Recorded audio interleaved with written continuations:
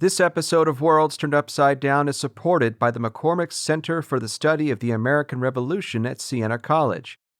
Learn how you can support the series at art2studios.org.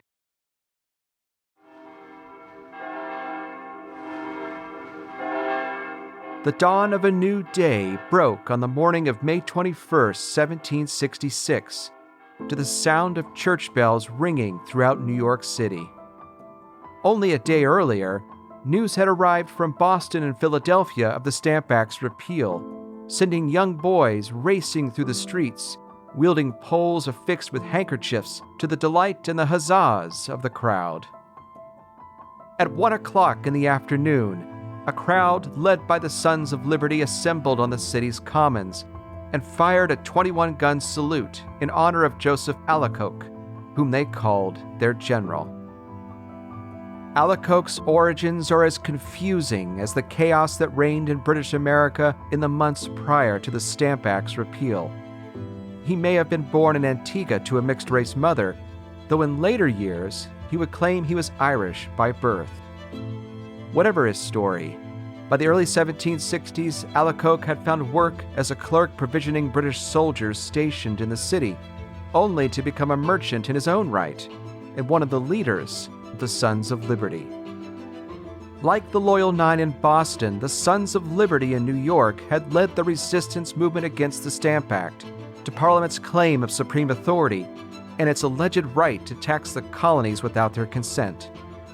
The ashes of effigies, rioting, and boycotts attested to their fury. But Parliament had recovered its senses. It had repealed the hated act. British Americans lived in an empire of liberty after all.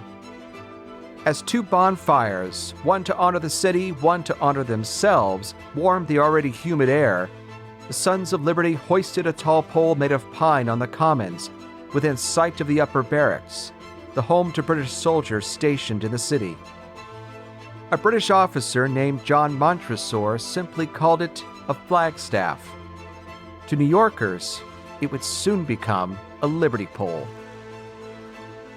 To the pine mast, Liberty's sons attached a board bearing the words George III, Pitt, and Liberty, to honor the king who had consented to the Stamp Act's repeal, the politician who had urged its demise in Parliament, and the ideal that bound British subjects together across the king's dominions.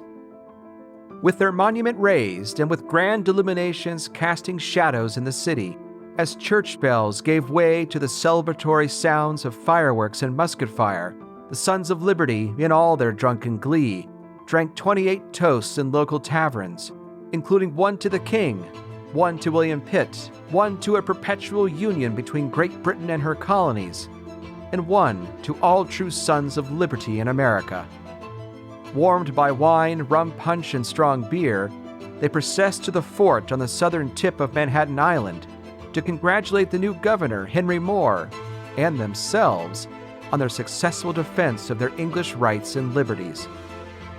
Notwithstanding their inebriated state, 3 Sons of Liberty were admitted to the fort to pay their respects to the governor.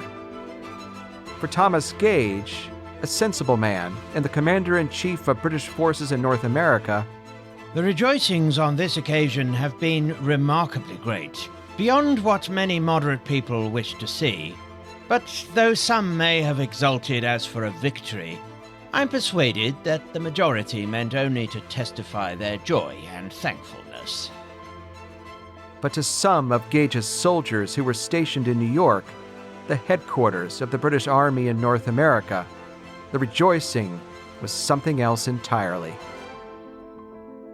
In the weeks that followed the celebrations and the planting of the Liberty Pole, the 28th Regiment of Foot arrived in New York City and went to quarters in the upper barracks.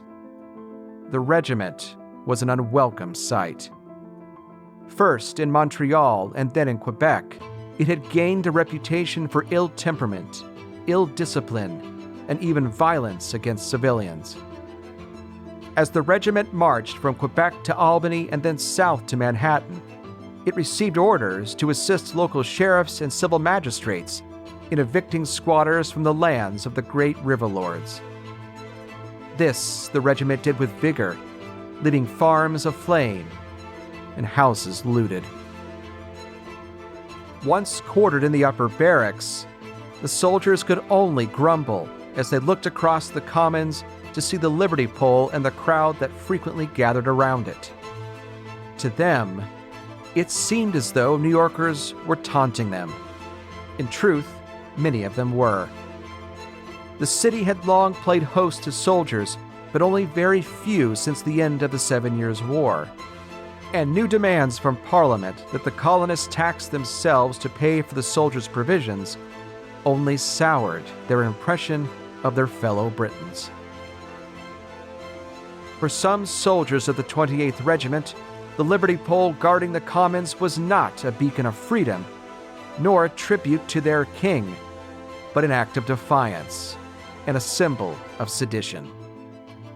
Under cover of night on August 10, 1766, a party of soldiers slipped out of the barracks and cut it down. On the following day, some 3,000 people, led by the Sons of Liberty, gathered on the Commons to mourn the remains of their Liberty Pole and erect a new one. Shouting between soldiers and civilians quickly turned to shoving before the king's subjects began pelting his soldiers with brickbats and the redcoats brandished their bayonets. British officers managed to get their men back into the barracks, but not before one soldier slashed a civilian with a bayonet, another fired his weapon into the crowd, and the mistrust between the civilians and the soldiers living in their midst only deepened. In the days ahead, as the soldiers watched the Sons of Liberty raise yet another monument to mob rule, as their officers delivered 500 lashes to the soldier who had wounded the civilian, and as the colonial government struggled to restore order in one of the most important cities in the British Empire, it was becoming much harder to say who really ruled British Americans and who had the power to rule them at home.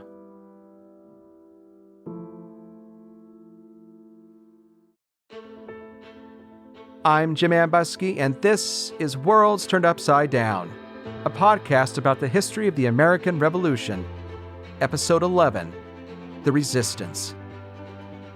In the spring of 1766, British Americans widely celebrated the Stamp Act's demise. In Boston, a published broadside reveled in this glorious news. It is impossible to express the joy the town is now in on receiving the above great, glorious, and important news. The bells in all the churches were immediately set a-ringing, and we hear the day for a general rejoicing will be the beginning of the next week. Philadelphian James Gordon reported to his friend in Grenada that, "Tomorrow evening, the city is to be illuminated, and next day a great dinner at the State House, where will be all the gentlemen in the place. We are in hopes we shall carry on a greater trade than ever, even in the best of times." Colonists ended their boycott of British goods and ordered teapots from England inscribed with the words, "No Stamp Act" and "American Liberty Restored." For the King's birthday in June, some colonists pledged to wear new suits made in England and give their homespun clothes to the poor. Even in Jamaica, a colony that had obeyed Parliament's will, merchants in Kingston marked the Stamp Act's repeal by burning effigies of stamp distributor John Howlett and George Grenville, the former prime minister who had inflicted the hated law on the colonies. When the Stamp Act was passed, Americans are upset. But that's what happens with all provincials. Things are passed by the center, they get upset, they push back, they riot, they write things. There's nothing unusual about this. My name is Patrick Griffin. I'm the Madden Hennery Professor at the University of Notre Dame. The Scots did this kind of stuff. The Irish did this kind of stuff. This is just the way it is. And then you find is after the Stamp Act, Americans are going to be euphoric. Far from saying we're on the road to revolution or we're going to be breaking away, like let's just kind of sharpen our quills and get ready to sign that declaration. It's nothing like that. They're euphoric and they say we have the best of all kings. This demonstrates that the process works, that they pass something in the center, we push back against it, and then cooler heads prevail, and everybody's happy. And isn't it great to be part of this empire, the greatest empire the world had ever seen? For most of the 1760s and into the early 1770s, most white Anglo-Americans would define the British Empire as an empire of liberty. This is how they viewed it, the freest empire in the world. Shira Lurie, assistant professor of American history at St. Mary's University, located in Mi'kma'ki, colonially known as Nova Scotia. There is also this thread, this principle in Anglo-American thought of a theory of resistance, that individuals and communities have a right to challenge and attempt to correct government when it functioned improperly. They have a right to resist unjust authority. And to some people, this is sort of a critical check on power and a critical foundation for how the system should work. For some people, this was not a challenge to authority or the system, but sort of a necessary part of the system itself. Liberty is a complicated concept for this moment. My name is Wendy Bellion. I am a professor in the Sewell Biggs Chair of American Art History at the University of Delaware, where I'm also the Associate Dean for the Humanities. British colonists are inheriting a number of ideas from Europe, a number of definitions of liberty that include the idea of natural liberty, the condition of really living within nature, civil liberty, the idea that society is governed and protected by law, and then political liberty. And political liberty is one that the colonists really glom onto.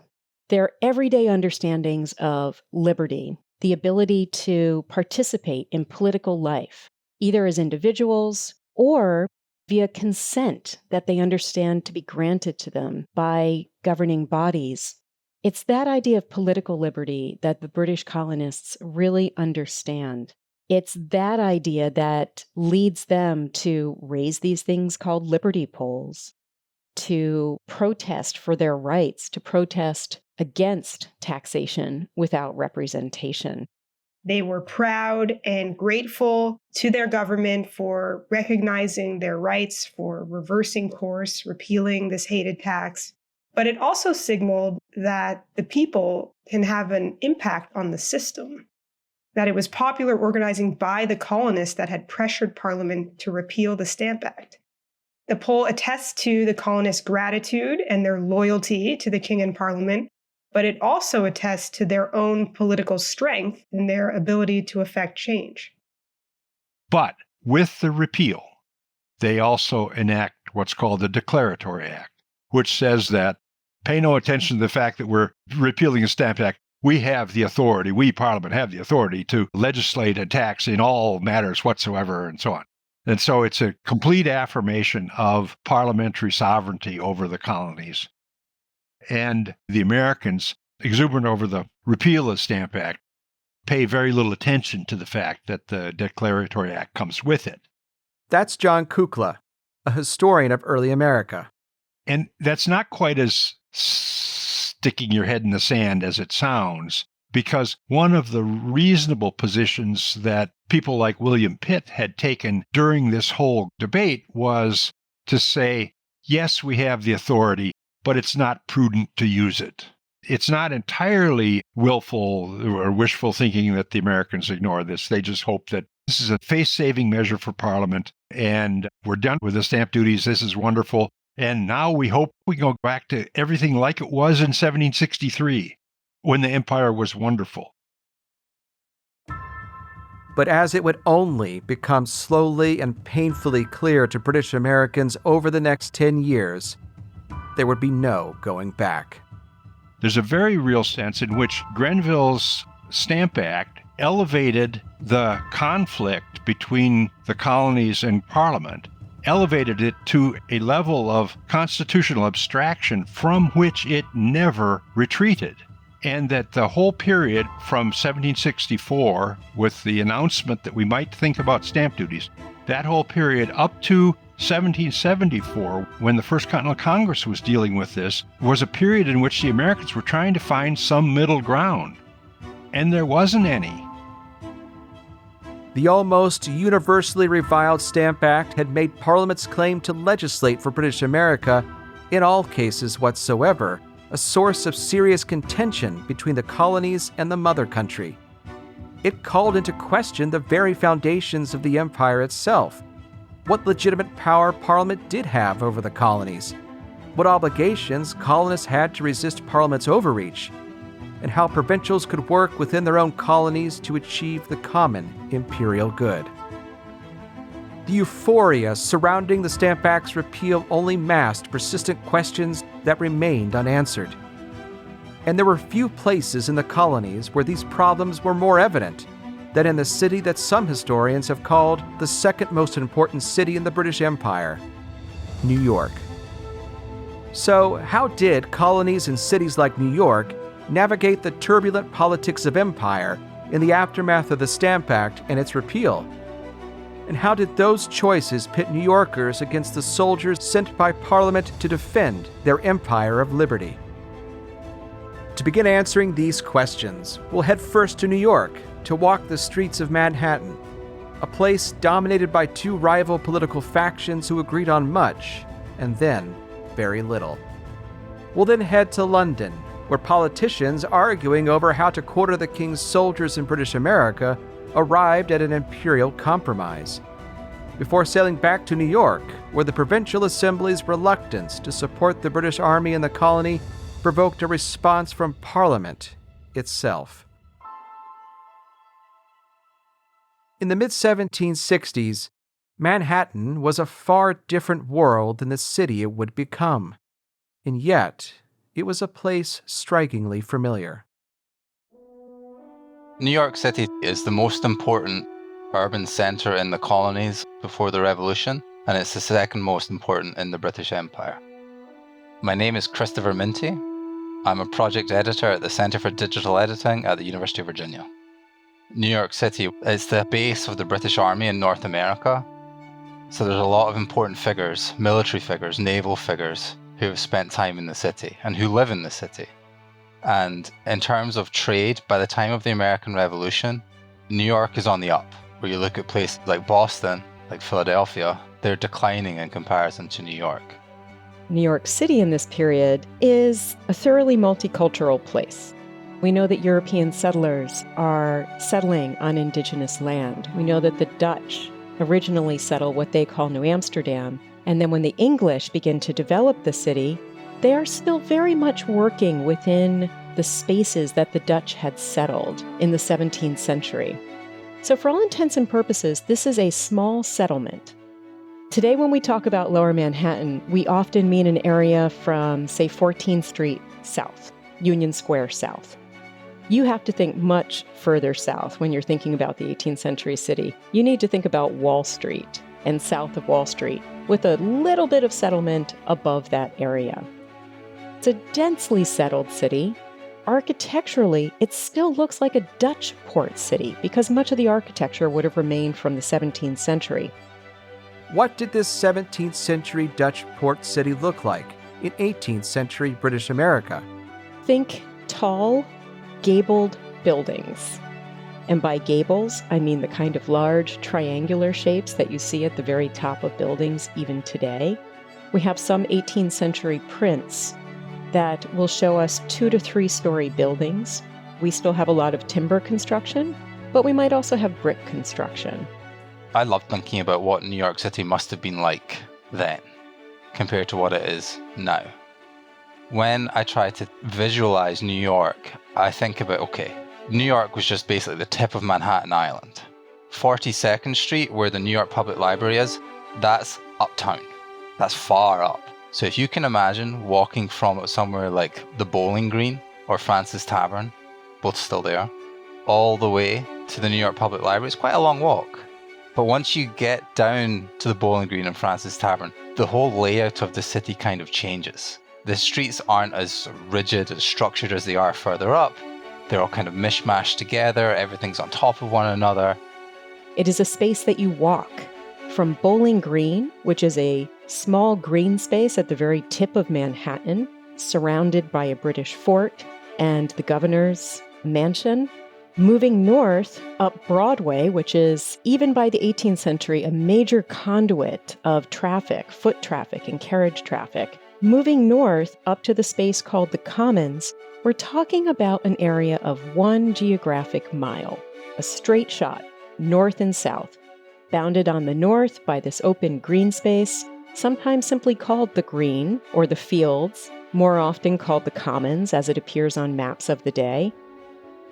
We can think about a city that's also very much oriented toward the water. The major ports of the city at that point would have been on the East River. The North River, which today we call the Hudson River, wasn't so much a site of traffic. You can walk from one end, the East River, to the Hudson River. Took you a while, took a wee while. But you could do it. And you're walking around, you're seeing all the shops, all the stores, all the marketplaces, all the coffee houses and the taverns. You're seeing a lot of people walking around.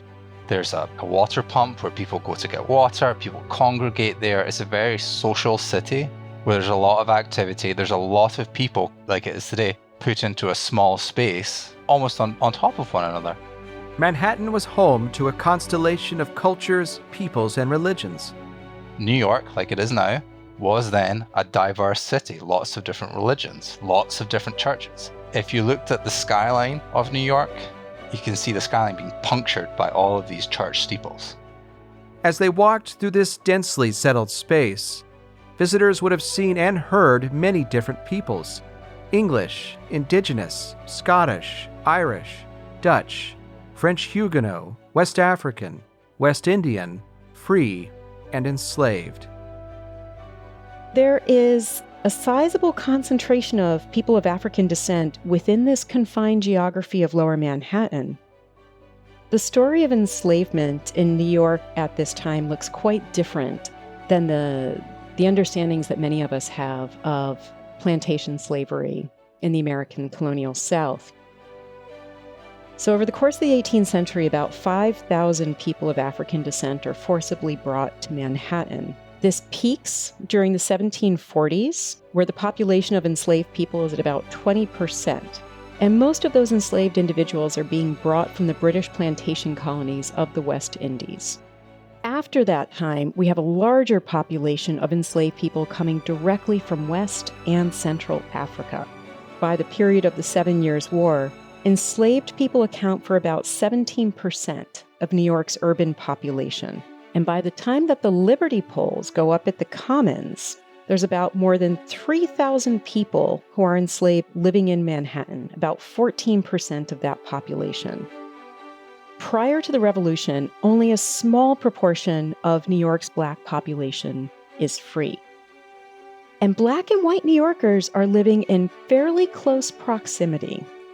So in contrast to Southern plantations, where many enslaved people are living and laboring at some distance from the mansions of white people on the plantations, the free and enslaved populations of New York are encountering each other with some degree of frequency in domestic spaces, in shops, in the streets, and in the kitchens, and especially at places like the docks on the East River, where enslaved men are crossing paths with Black sailors who had traveled across the globe.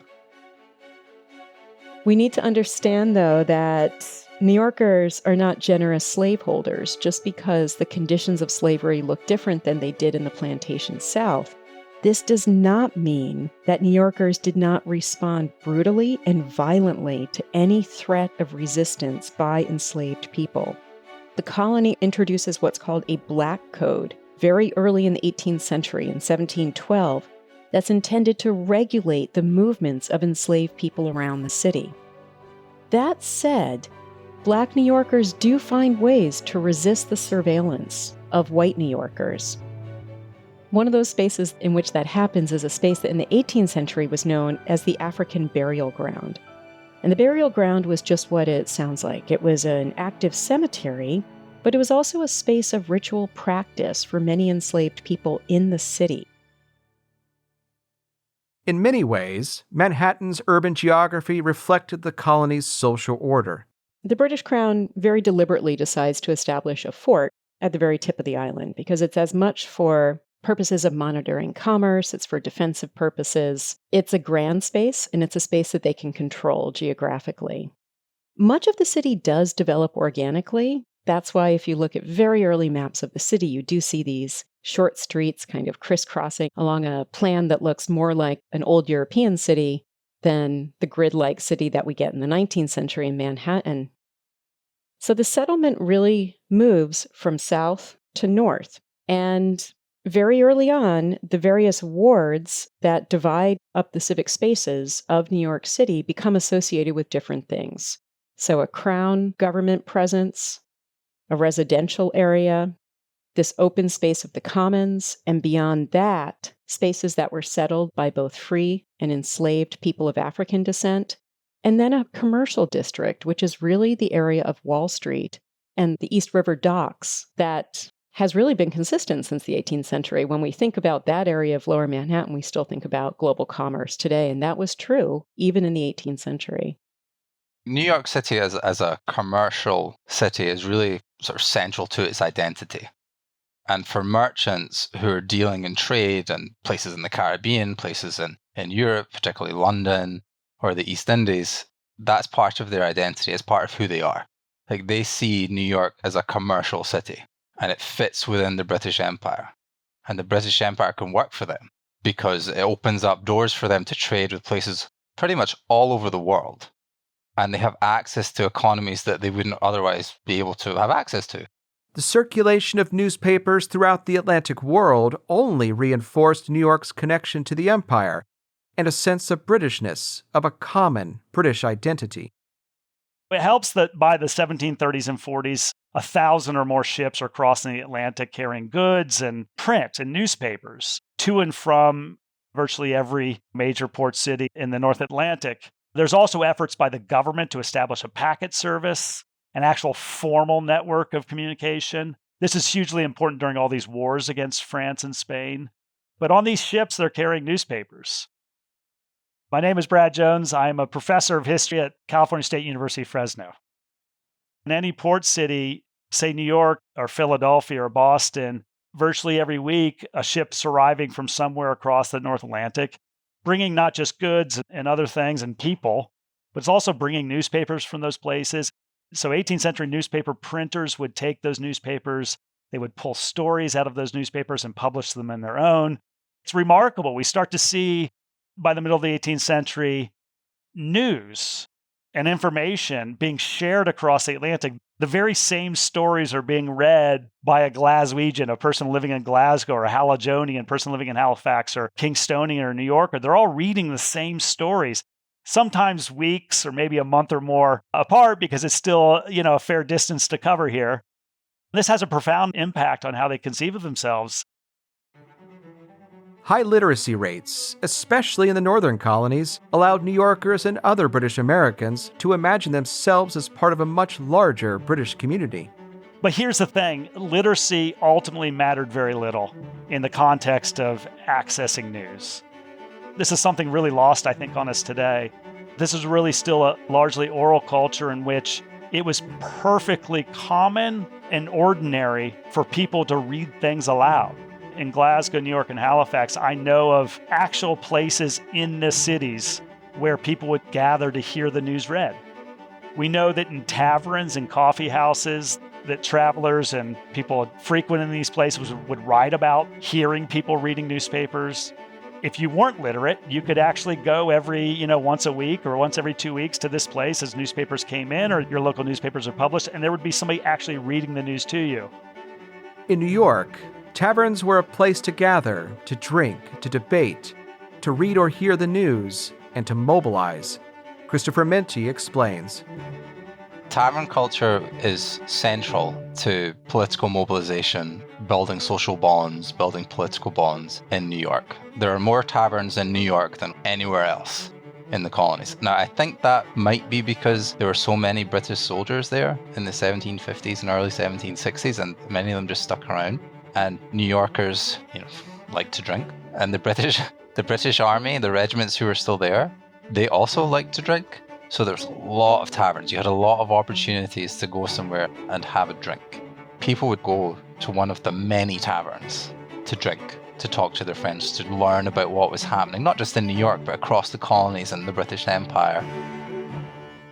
New Yorkers also went to taverns to share a drink with like-minded people. By the early 1760s, two families, the Livingstons and the Delanceys, dominated New York politics. Both are families of immigrants. So the Livingstons are Scottish and Dutch. They moved to Dutch Republic in the 17th century and then moved to New York. The Delanceys fled France in the late 17th century, went to London very briefly, and then came over to New York.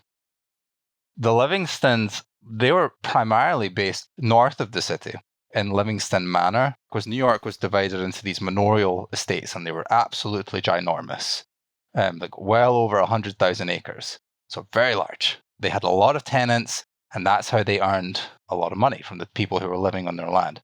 Their estate was divided up in the 18th century just into another manorial estate called Claremont. It's still there. Livingston Manor is like a town in New York now.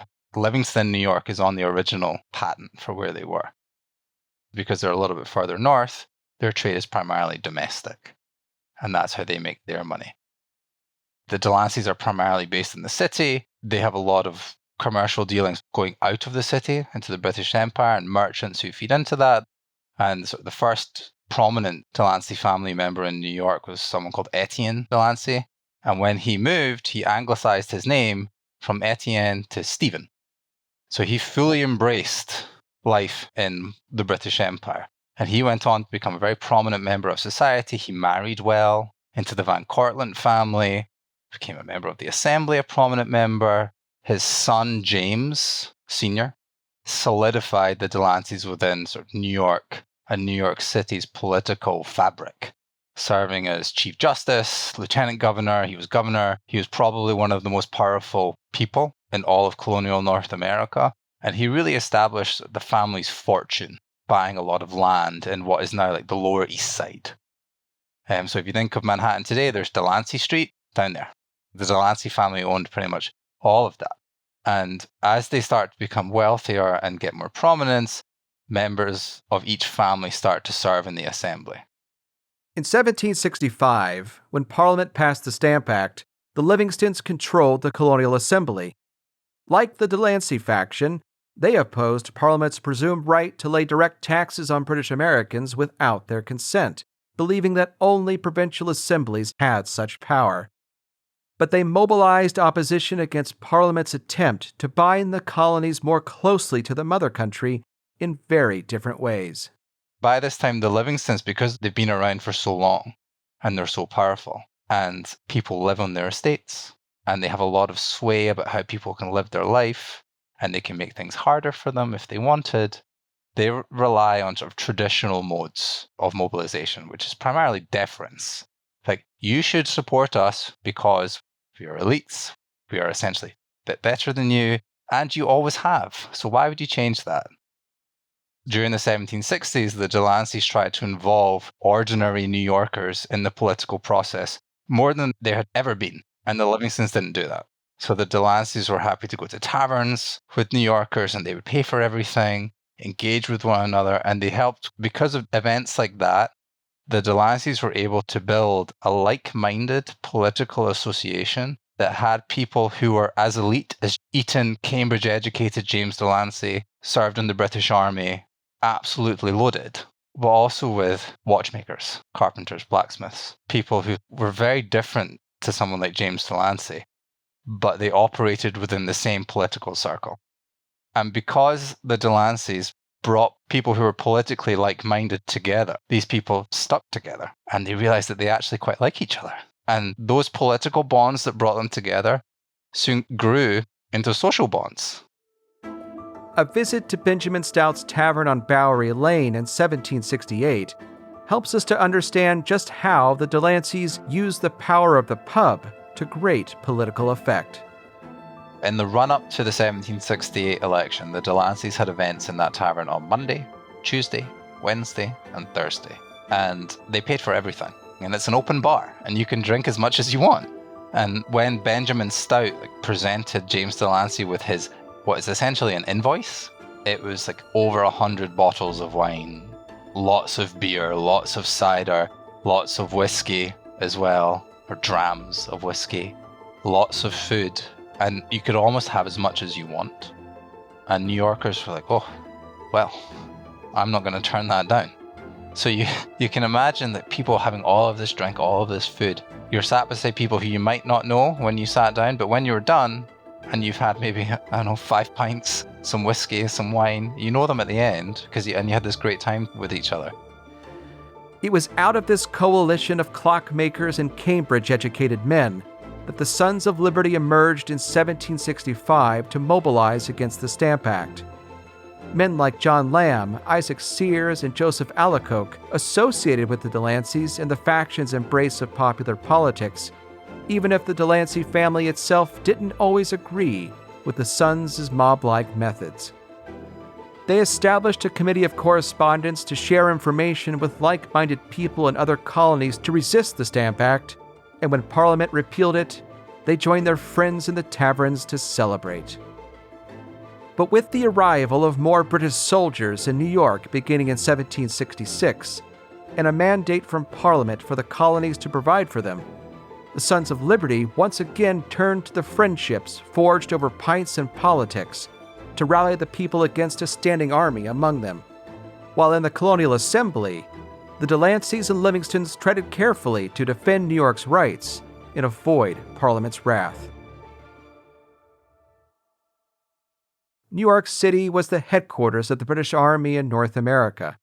By the mid-1760s, soldiers had been a prominent fixture of the city's urban landscape for more than a century. New York has this long history of soldiers. There have been British soldiers in New York City and Albany going back to 1664. I'm John McCurdy. I'm a professor of history at Eastern Michigan University. In 1664, England seizes control of the New Netherlands, New Amsterdam, and sends in Colonel Richard Nichols with 300 troops who take the city and rename it New York. And when they do so, of course, they arrive and they find there's no place to put all these soldiers, and so they just put them in people's houses. You have to have some place for these guys to sleep and live. And thereafter, there is a permanent military presence in both New York and Albany. And so New Yorkers are very early on aware of what it means to have a permanent army in their presence. In the century following the English conquest of New York, Army officers and government officials dealt with a recurring problem in British America: where to quarter soldiers.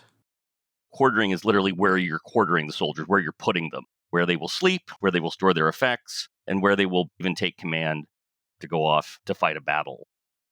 Quartering in colonial America before the 7 Years' War is really an irregular practice. It's only during wartime. There is no standing army in most of colonial North America. There's no permanent military infrastructure. In the era before tanks and nukes, the deadliest weapon of war was the soldier, was the man carrying the gun. But like any weapon, you have to figure out where to store this deadly weapon. Where should the weapon be allowed to go and not? When can it be used? When is an inappropriate time to use it? There's not a lot written in terms of the law for the colonial law because it's such an infrequent practice. There are English laws, which most of the colonies will look to. If you're an officer who shows up with soldiers and you need to put them up for the night, you're supposed to produce a billet, literally a bill, saying that because these people have stayed here, the colony or some government official will later compensate you for your trouble and your time. And that's what's supposed to happen. It doesn't always happen. But there aren't legal restrictions on where soldiers can go. There's only one place before the 7 Years' War that really states we want to have a control over quartering as a practice, and that's New York, partly because of the experience of having these English soldiers arrive in 1664. The Army's presence was more intrusive than we might first imagine. Most houses in the colonies before the middle of the 18th century are pretty small, probably 2-room structures. This is the era in which everyone sleeps together in the same bed, mother, father, kids, servants, slaves even. Soldiers might even go into the same bed with the family, or probably more likely they're on the floor, which would not be unusual for people in a household in this era. They'd eat at the family table. Families usually are expected to feed the soldiers along with the rest of their family. The idea is the homeowner will be compensated for their space and for their food, for their efforts during this time. During the 7 Years' War, as tens of thousands of British soldiers poured into the colonies to fight the French and their indigenous allies, colonial assemblies clashed with British commanders-in-chief over where to quarter the king's troops and how to pay for it. To keep soldiers out of civilian homes and to exercise some measure of control over their presence among civilian populations, provincial governments began building barracks in cities like Philadelphia, Charleston, and New York. If you know where City Hall is in New York today, that's where a massive barracks is built. A barracks capable of holding 2,000 men. It's about a city block long, larger than the City Hall that stands there today. That at the time was the common for the city of New York, where you could graze your animals, where militia musters would take place, where George Whitefield gave sermons during the Great Awakening. So it's the most public of spaces, and this land is taken over and a barracks is built there. Of course, once you build a barracks, you change everything around it. Because if you do have 500 men or 1,000 men in uniform with weapons, that changes how people feel about that neighborhood. It also causes the erection of new businesses. In New York, for example, a series of public houses, or basically cheap taverns, open up all around the barracks to supply the men with alcohol, but also to supply the men with prostitutes. We know prostitution really takes off in these places right around the barracks. When the war ended, however, George III and his ministers believed that the next one with France was just over the horizon. Prime Minister George Grenville intended his Stamp Act to pay for a standing army of over 10,000 soldiers in the colonies to defend against French perfidy. From the Army's headquarters in New York City, British officers planned the defense of British America in conjunction with the King and his ministers in London. In the colonies, that task fell to Thomas Gage, Commander-in-Chief of British forces in North America. As a young Army captain, the English-born Gage had survived Major General Edward Braddock's disastrous defeat at the Battle of the Monongahela in 1755. Gage married a New Jersey woman named Margaret Kimball in 1758, and he rose through the Army's ranks to become military governor of Montreal after the city's surrender in 1760. 3 years later, Major General Jeffrey Amherst's failure to quell an indigenous uprising, led in part by the Odawa warrior Pontiac, cost him his command. The king appointed Gage to replace Amherst as commander-in-chief. Gage was responsible for the 10 regiments the British planned to station in the colonies after the 7 Years' War, in addition to the regiments already there. And it was his struggles to quarter British soldiers in New York that brought the colony to Parliament's attention. Gage is overseeing a massive army. At the end of the 7 Years' War, Britain decides to leave 15 regiments of troops, of regular army troops in North America, and they scatter these troops from St. Augustine out to Illinois, up to Quebec, over to Newfoundland, some in the American colonies like New York and Philadelphia. Gage is responsible for all of them. He's receiving communications from governors, from assemblies, of course, from the ministry back in Britain, and trying to coordinate all of this. And a big issue is often for him quartering what to do with the soldiers, how to make sure they get fed, how to make sure they have the utensils they need and other supplies they need to live. And so it's Gage who sort of is on the front line of this issue, because Americans, especially once the 7 Years' War ends, the Americans start pushing back and saying, well, why are the soldiers still here? I thought the war was over. What are we paying for? Why are these guys in the middle of the public common? What's going on? And so it's Gage who tries to start figuring a solution to that. British Americans in New York and elsewhere were as wary as standing armies as their fellow subjects in Great Britain, where a strict law called the Mutiny Act offered them constitutional protections by governing where soldiers could and could not be quartered. Gage wants initially the English Mutiny Act to be expanded to North America and simply include that as well. And the Mutiny Act lays out the rules for quartering. That when troops come to town, the city or the local authorities have to find a place for these soldiers to live. They also have to provide basic accoutrements to the men, utensils, alcohol in some instances, vinegar, other items like that. They need to pay for transporting troops and also their supplies from place to place. Gage says we should expand this to North America. However, in England, the troops can only go into public houses or barracks. They're not allowed to go into private houses. And Gage says, well, this would be impractical in America because we don't still have a lot of barracks, especially as you go outside of the major cities. We don't have a lot of public houses. And Gage says, we want to write a law for America, but we're going to need to include that the troops will have the right to go into private houses. This is how it's originally written and sent off to Parliament to be considered for passage in what becomes the Quartering Act. But for the king, as well as many members of Parliament, quartering troops in private homes was a breach of the colonists' rights and liberties. It's actually George III who says, well, this will never fly. I can't believe anyone's ever going to approve this in Parliament. This is a clear violation of English Constitution to not have soldiers in your private houses. And he's right. This bill goes to Parliament in early 1765 and it's voted down. It's handily defeated because people think the idea of forcing Americans to accept troops in their houses is unconstitutional. In London, members of Parliament turned to Benjamin Franklin, the Crown-appointed Postmaster General for North America, for advice on how to revise the defeated Quartering Act. Franklin is living in London at the time as the agent for Pennsylvania. He's basically a lobbyist. Franklin gets wind of what's going on and works out a compromise. And he says, well, okay, I can assure you the Americans don't mind paying for troops. They don't mind paying to quarter them. They do not want them in their private houses. And so the Quartering Act is rewritten. And so it states emphatically that soldiers, when they come to your town, they will either go to barracks or to public houses or to an empty, uninhabited building. It doesn't say it specifically, but it is expressly implied that troops will not go into private houses. And it lays out these rules. Where will soldiers go? It lays out compensation. The property owners will be compensated if soldiers are on their property, if someone chooses to rent an empty building. It gives local control to quartering soldiers. So when soldiers come to town, it's the local magistrates that decide where they're going to go and how many will go into which place. The Americans are way on the hook for, of course, paying for this. They'll pay this through their taxes.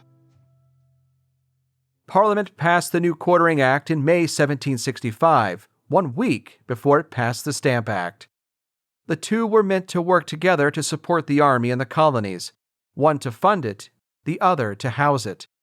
Yet British Americans felt the collective weight of one act much more than they felt the other. Americans, I would never say they love the Quartering Act. By comparison to the Stamp Act, they kind of ignore it.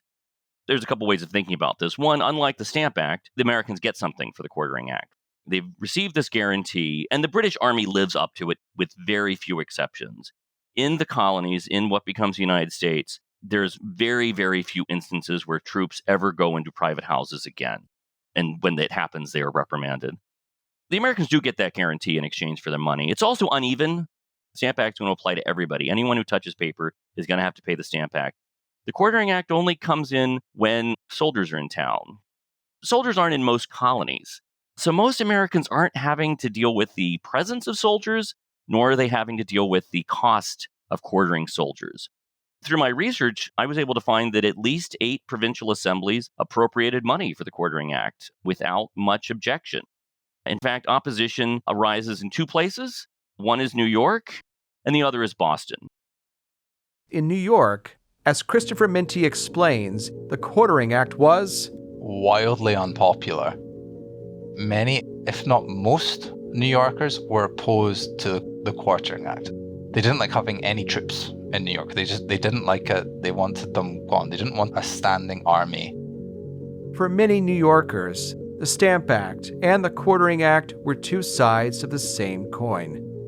The one, an illegal attempt by Parliament to tax them, and the other, lacking an express guarantee that the army would not billet troops in private homes.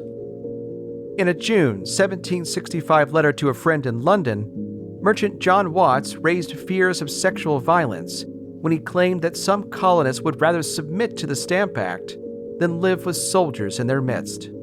This billeting bill on the carpet is a new matter of serious speculation. People say they had rather part with their money, though rather unconstitutionally, than to have a parcel of military masters put by Act of Parliament a bed next to their wives and daughters. In December, another New Yorker exclaimed, "The Stamp Act and Billeting Act were hatched at once, and God grant they may both be repealed at once."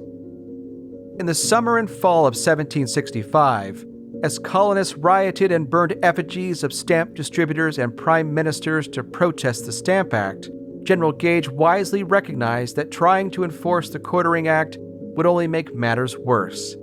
He delayed its implementation by a year. But the rioting also led Gage to see the Quartering Act's potential in a new light. As Gage knew, quartering troops in the colonial backcountries was expensive. The British had to ship supplies to the Ohio and Illinois countries and build barracks where none existed. As he told his superiors in London, it made good economic sense to redeploy soldiers to the East Coast, to colonies with good infrastructure and shorter supply lines. Gage also believed that the presence of British soldiers would deter further civil disorder in major cities. The Army had no formal powers to act as a police force, nor could it act as one without a direct request from civilian authorities. But with the Stamp Act crisis abating by May 1766, Gage argued that soldiers were needed to protect powder magazines in case of future tumults and offer support to the civil government should rioting resume. By 1766, Gage has moved 3 regiments to New Jersey, Pennsylvania, and New York, putting most of those in major cities. The 28th Regiment arrived in New York City from Quebec that summer. They joined a contingent of Highland soldiers from Scotland, artillerymen, and the 46th Regiment in the city, about 1,500 soldiers in all. As the new arrivals took up residence in the upper barracks built on the Commons, the city's Liberty Pole, erected earlier that May, stood watch over them. Here's Shira Lurie. Colonists raised the first Liberty Pole actually not as a method of resistance, but of celebration. People in New York had just received word that Parliament repealed the stamp tax, and they are very excited, so they have a party. Everyone goes down to the Common, sometimes called the Fields. They light fireworks, they roast an ox, they drink heavily, they fire cannon salutes, and they raise this Liberty Pole, which was a ship's mast, and they put a sign on it that says George III, Pitt, and Liberty. As Wendy Bellion explains, Liberty poles were no ordinary pieces of wood. Liberty poles don't get their name until the late 1760s. And they're very early on associated with flagpoles. They might have been about that height. They derived from tall, straight, white pine trees, trees that were known as mast trees, and trees that were incredibly valuable to the British Navy, trees that could be logged and could be used for all manner of ship construction in the 18th century.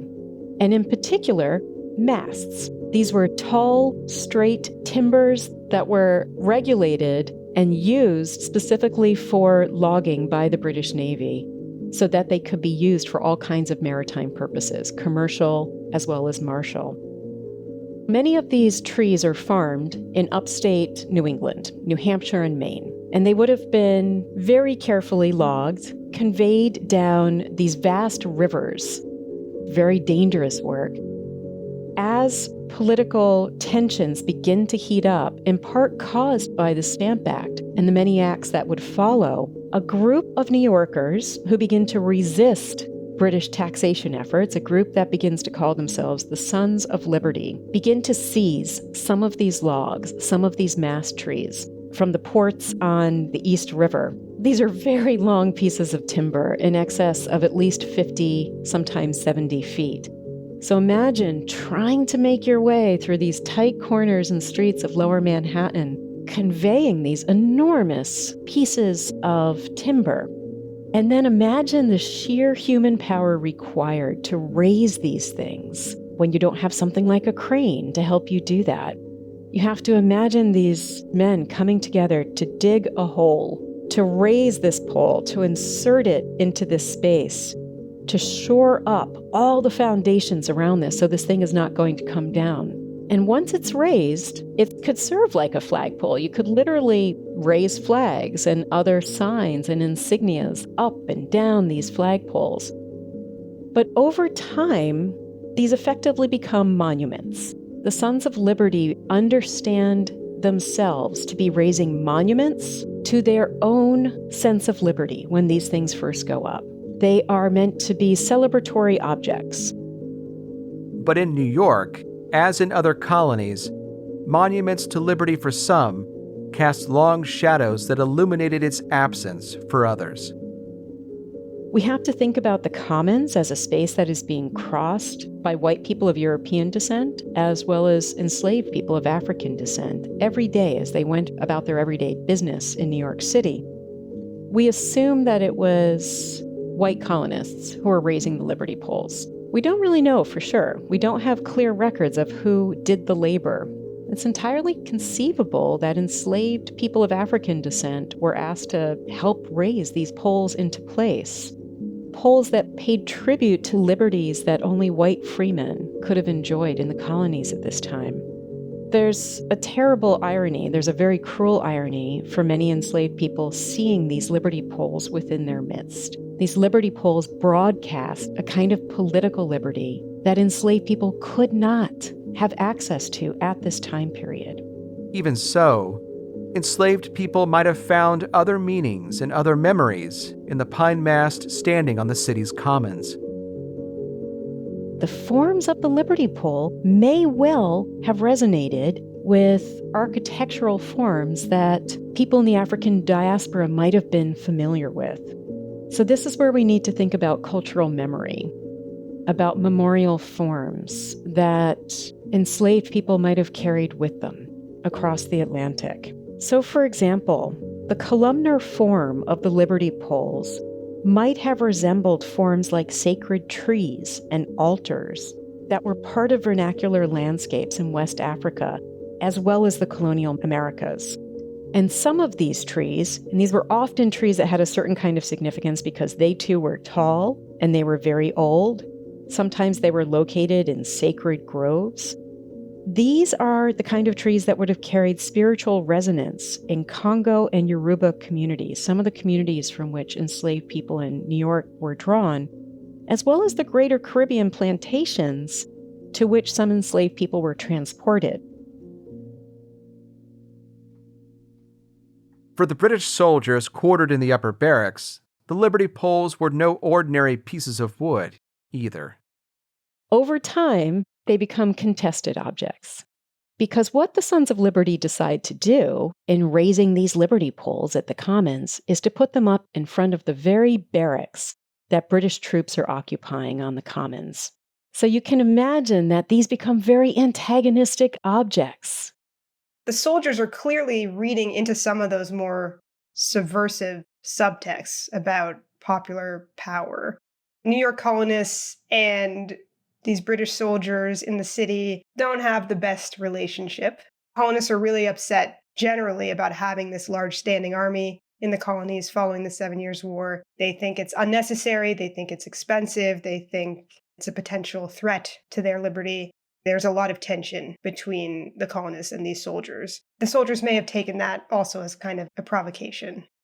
What begins to happen is that the Liberty Boys, as they're also known, begin to call their supporters to the Commons. And they do this by literally calling. This becomes a very noisy space, a space of political language, a space of political action. But they also do that by printing and posting what were known as broadsides, effectively posters that are calling people to political action. We need to think about the liberty poles as the center of an acoustic space, as the center of a sonic landscape. And it is also this broader sonic landscape reverberating outward from the center of the Commons itself that is summoning people to action. If you think about when you hear a church bell, and you can hear a church bell for miles beyond where the bell is actually ringing in the tower, and it too summons people to a center. It summons people to a social space, summons people to do and perform a certain kind of ritual. That is precisely what begins to happen with the Liberty Poles. It's not just the Liberty Boys who are calling people to the Commons, it's the pole itself. It's endowed with a kind of anthropomorphic presence, the presence of human agency to be able to summon people to its own defense and to declare the liberties of British colonists on their behalf. The pole was a celebration that they lived in an empire of liberty, but then, of course, that changed. Called by the Sons of Liberty and the Liberty Pole itself to the Commons, New Yorkers who were angry about the Army's very presence in the heart of the city rallied around the pine mast to celebrate the Stamp Act's repeal and their commitment to liberty, all within sight of the soldiers in the barracks. When some of the soldiers, cloaked in darkness, cut the Liberty Pole down on August 10, 1766, they did so not as a means of disrespect to George III or William Pitt, whose names the Sons of Liberty had affixed to the pole as defenders of British American freedom, but as an act of resistance to what they saw as mob rule and seditious disorder. And yet by doing so, they transformed its meanings in ways they never intended. By tearing down the pole, they confer a lot more significance and meaning than if they had just allowed it to remain standing. And contemporaries say this. One newspaper article says New Yorkers would have considered their pole, quote, a trifle, and they wouldn't have minded if it just sort of naturally fell to the ground over time. But after, quote, being destroyed by way of insult, we could not but consider it as a declaration of war against our freedom and property, end quote. So by attacking it, the soldiers really strip away the pole's endorsement of the king and Parliament's authority, and they really transform it into this symbol of the colonists' struggle against tyrannical exercises of imperial power. And crucially, they also mark it as an important symbol. This is worthy of an attack. This is worthy of destruction. The nearly 3,000 people who descended on the commons the following day found their Liberty Pole lying on the ground, with its meaning remade. Though they managed to erect a new one, the ensuing clash with British soldiers left 2 civilians wounded before General Gage and the regimental commanders could get their men back in the barracks.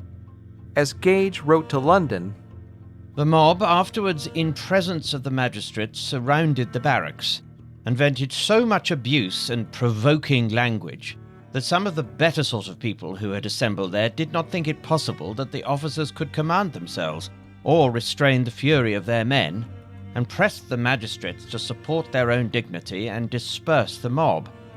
The soldiers were, however, kept quiet, and no mischief ensued." They kept quiet until the night of September 23rd, when soldiers from the 28th Regiment cut down the Liberty Pole's replacement. Once again, the Sons of Liberty sallied forth from their taverns to erect a new pine mast. Once again, the soldiers cut it down. On March 19, 1767, New Yorkers awoke to find their latest Liberty Pole destroyed. The New York Gazette played coy in its description of the perpetrators, but anyone in the city reading the newspaper would have known who had wielded the saw. Last Thursday morning, the pole erected as sacred to liberty on the city parade by a great number of the principal inhabitants of this city and called the Liberty Pole, was found cut down by some evil-minded persons unknown. Nor did the paper have any doubt about what master the malignant men served. This pole has been cut down several times before by persons who could never be discovered and who could not have the least temptation to such a malicious job, there neither being pleasure, profit, or honor in doing it, and can be done only by such as are actuated by an infernal disposition, and are quite volunteers to Satan, to serve him without fee or reward. The 2,000 people who assembled on the Commons on March 19th, the morning after the destruction of the latest pine mast, chose to reject Satan and all his works by erecting a new, armored Liberty Pole. They sunk a mast deep into the ground, and then blacksmiths went to work. The Sons of Liberty realized that they almost need a protective framework around the pole itself. Part of the sonic landscape that is involved in raising these poles are the blacksmiths, who are banging these pieces of iron into place to prevent those British saws and to prevent anyone really from getting close to these Liberty Poles and messing with them. The iron skin encasing this latest Liberty Pole and the constant vigilance of the Sons of Liberty deterred British soldiers from felling it, but it was not for lack of trying. As the New York Gazette reported, On Monday evening last, a number of the soldiers armed were seen around it, 'tis said with a ladder, to fell it above the ironwork when many of the Sons of Liberty took the alarm. And it is more than probably, if some of the military officers had not appeared and commanded off the soldiers, there would have been bloody work. And then the paper issued a warning. The cutting this post down can only be done with a design to affront all the Sons of Liberty in this place. the perpetrators would do well to consider the consequences. Let their motives for doing it be what it may, for they may know that such a body of people who would not yield to be enslaved by Parliament, the most august body on earth, will not tamely submit to such a mean, low-lived insult on their liberty as this is. Despite the soldiers' best efforts, the iron liberty pole would remain standing like a sentinel on the commons in front of the upper barracks. For now. While General Gage was struggling to prevent violence between the king's troops and his subjects in New York City, he was also battling on a second front with the colony's provincial assembly. By the summer of 1766, Gage could no longer afford to put off implementing the Quartering Act in New York and other colonies. The arrival of the soldiers who were quickly drawing the ire of the Sons of Liberty were in need of support. To provide for them, and to obey Parliament's law, Gage invoked the Quartering Act. He sent requests to the colonies for funds to purchase supplies and housing for his men. In New York, the Commander-in-Chief met with a rather uncooperative colonial assembly. Here's John McCurdy. New York starts complaining, rightly so, that it's being overtaxed, that it's having to pay to quarter soldiers in ways that other colonies don't. The New York Assembly in the late 1760s started playing games. They send complaints to England. Why should we have to pay for this? They will appropriate colonial money to pay for quartering troops, but they won't acknowledge that they're doing so because the Quartering Act requires them to do so. In June 1766, the New York Assembly contributed nearly 4,800 pounds that was left over from the 7 Years' War to furnish the barracks in the cities of New York and Albany, with beds, bedding, firewood, candles, and utensils for the dressing of victuals. But the Assembly didn't mention the Quartering Act when it appropriated the funds. Nor did it agree to supply the soldiers with salt, vinegar, and cider or beer, also in violation of the act. It's a way of sort of skirting parliamentary authority and possibly even questioning parliamentary authority. Or they will say, we'll pay for certain items, but not other items. New York is one of the places that says we won't pay for alcohol. We're not going to pay for soldiers to drink because that just makes them reckless and destroys our town. Governor Moore signed the bill anyway. Like Gage, the New York legislature's brinkmanship frustrated the colony's governor, and Moore was no stranger to colonial discontent. Before the king appointed him to New York, Moore had spent nearly a decade as Jamaica's lieutenant governor. In 1760, he won much praise from white Jamaicans and British authorities for leading the suppression of Tacky's revolt, the uprising launched by the enslaved men Tacky and Apongo. 5 years later, in November 1765, Moore sailed into New York amidst the Stamp Act crisis, where his willingness to listen to New Yorkers who were angry about the stamp duties reduced some of the tension in the colony, and he prudently decided against asking Gage for soldiers to suppress the Liberty Pole mobs in August 1766, fearing that would only make matters worse. Gage and Moore were both pragmatic men who understood colonial politics far better than the king's ministers in London. Even if the New York Assembly hadn't fully complied with the Quartering Act, or even acknowledged it, its members did authorize some provisions for His Majesty's soldiers. The general and the governor recognized that in this moment, something was better than nothing. As Gage explained himself to London, "In my demand for quarters, it was necessary to manage matters." That wasn't good enough for the Earl of Shelburne, the new Secretary of State for the Southern Department who had oversight of the colonies. Shelburne ordered Governor Moore to enforce Parliament's will in the full extent and meaning of the act. Facing pressure from London, the royal governor had little choice but to do as he was commanded. When New York's House of Representatives reconvened in November 1766, it allocated 400 pounds to buy candles and firewood for the soldiers in Fort George on Bowling Green. As they had done in June, the representatives complained of the burden imposed on New York compared to other colonies, and they declined to mention the Quartering Act in their bill. Governor Moore declined to sign it. Instead, he prorogued the assembly, sending the members home to think on their actions, and informed London that New York continued in its obstinance. By early 1767, Parliament's patience with New York's non-compliance with the Quartering Act had run out. It's this type of pushback that gets the attention of Charles Townshend, who's the Chancellor of the Exchequer at the time, but he is in many ways running the British government at this moment in 1767. He decides we're going to look at what's going on in the colonies. He looks at several of the colonies and finds that several are not living up to their obligations under the Quartering Act. Decides he's going to make an example of New York. For Townshend, New York was playing games that went far beyond its failure to provide for the king's soldiers. The Declaratory Act had made plain that Parliament could legislate for the colonies in all cases whatsoever. Either Parliament had supreme authority over British America, or it did not.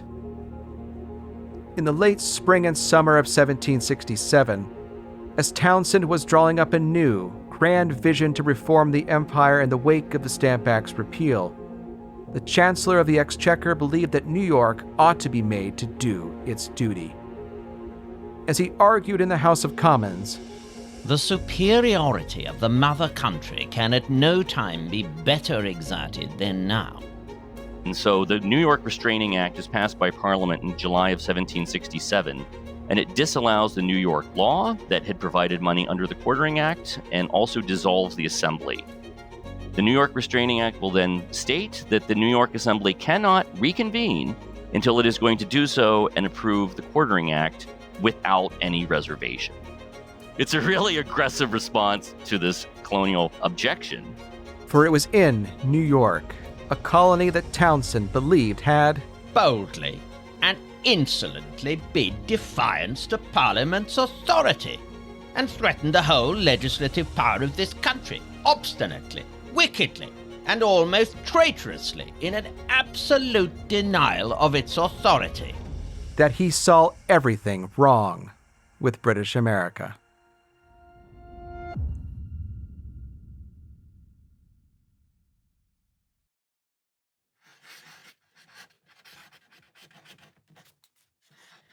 On June 18, 1768, Major General Thomas Gage had his eyes fixed on the West. From the headquarters of the British Army in New York City, the Commander-in-Chief reported to the King's ministers that a trade dispute between white settlers and indigenous people had been resolved at Fort Niagara in western New York. A conference in Pittsburgh between British officials and delegates from the Haudenosaunee, Shawnee, and Delaware nations had preserved peace between them, and that 7 companies of the Royal Regiment of Ireland were on their way to relieve soldiers stationed at Forts Pitt and Duchart. 10 days later, Gage's attention turned north. Since the early spring, Bostonians had been protesting new taxes on paper, paint, lead glass, and tea, and stewing over the creation of a new customs board to enforce them. Matters became much worse on June 10th, when customs officials seized a merchant ship owned by John Hancock under suspicion of smuggling. They began towing it toward the warship HMS Romney, anchored in Boston Harbor. Hancock had named his offending vessel Liberty. Rioting Bostonians, some 3,000 in number, hunted for Joseph Harrison, the port's collector of customs, but Harrison and other officials had already fled to the Romney. Harrison's personal boat, however, was another matter. The mob dragged it out of the water, dumped it under the city's Liberty Tree, and burned it. For Gage, the report spread in this place of the outrageous behavior, the licentious and daring menaces and seditious spirit of the people of all degrees in Boston are alarming. Those of the lower sort inflamed by many who should know and act better. Gage offered to send Massachusetts Bay Governor Francis Bernard 2 regiments to support the civil government in his colony, but the governor politely declined.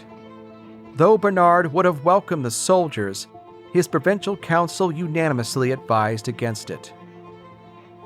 But unbeknownst to both the general and the governor, London had made the decision for them. The king's ministers, too, had grown tired of the disorder in one of Great Britain's oldest colonies in North America. In August 1768, Gage received secret orders from the Earl of Hillsborough, only recently appointed to the new office of Secretary of State for the Colonies, to send soldiers stationed in Halifax, Nova Scotia, to the town of Boston.